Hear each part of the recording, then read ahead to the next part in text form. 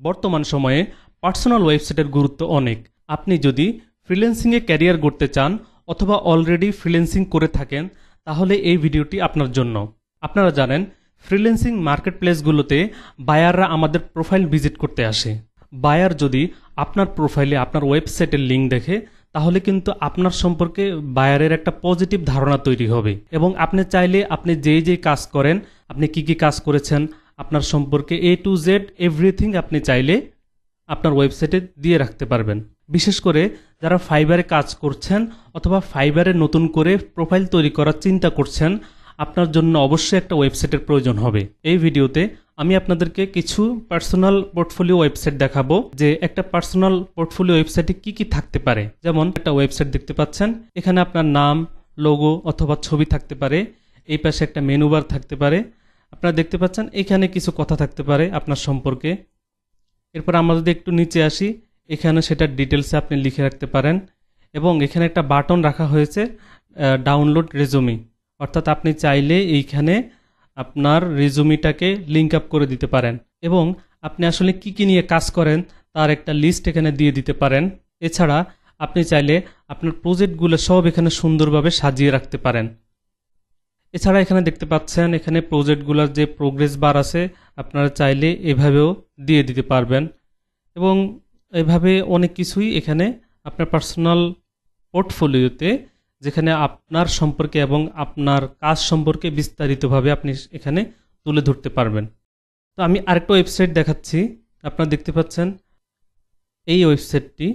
এখানেও ঠিক একইভাবে আপনার নিজের সম্পর্কে লেখা থাকবে এবং আপনি কি নিয়ে কাজ করেন তা লেখা থাকবে এবং আপনার পোর্টফোলিও বা আপনার যে কাজগুলো সেগুলো চাইলে এখানে লিস্ট আকারে থাকবে এবং আপনার রেজুমিটা চাইলে আপনি এখানে খুব সুন্দরভাবে উপস্থাপন করতে পারেন।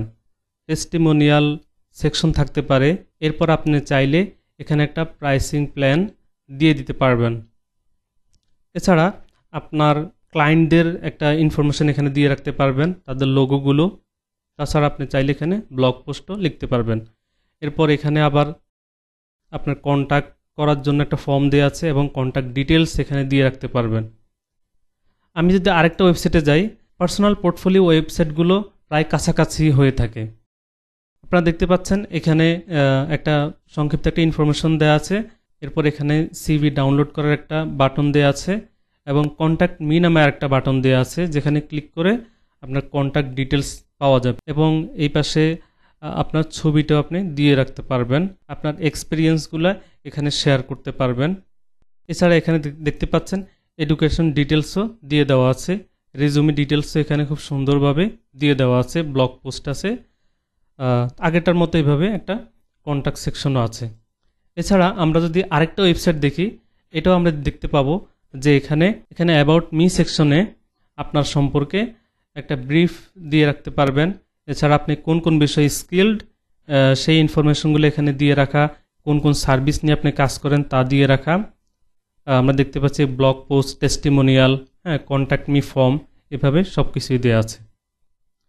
আমরা যদি আরেকটা ওয়েবসাইট দেখি, এখানেও আমরা দেখব প্রায় কাছাকাছি ধরনের ইনফরমেশন, যেখানে অ্যাবাউট মি সেকশনে একটা ব্রিফ দেওয়া থাকবে এবং এখানে ডাউনলোড পিডিএফে আপনি চাইলে এই বাটনে আপনার সিভিটা ধরিয়ে দিতে পারবেন এবং আপনি কোন স্কেলে কতটুকু এক্সপিরিয়েন্স সেটা চাইলে কিন্তু এখানে প্রোগ্রেস বারে দিয়ে রাখতে পারেন।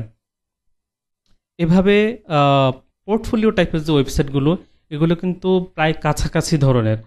আপনি অনলাইনে অনেক ধরনের টেমপ্লেট পেয়ে যাবেন এই পোর্টফোলিও ওয়েবসাইটের জন্য।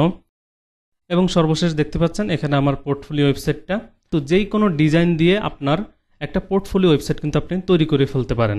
তো একটা পার্সোনাল পোর্টফোলিও ওয়েবসাইট তৈরি করার জন্য কি লাগবে?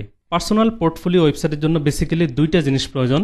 প্রথমত আপনার ওয়েবসাইটটাকে ডিজাইন করতে হবে, দ্বিতীয়ত আপনার ডোমেইন হোস্টিং লাগবে। ডোমেইনটা কি? ডোমেইনটা হচ্ছে আপনার ওয়েবসাইটের একটা অ্যাড্রেস।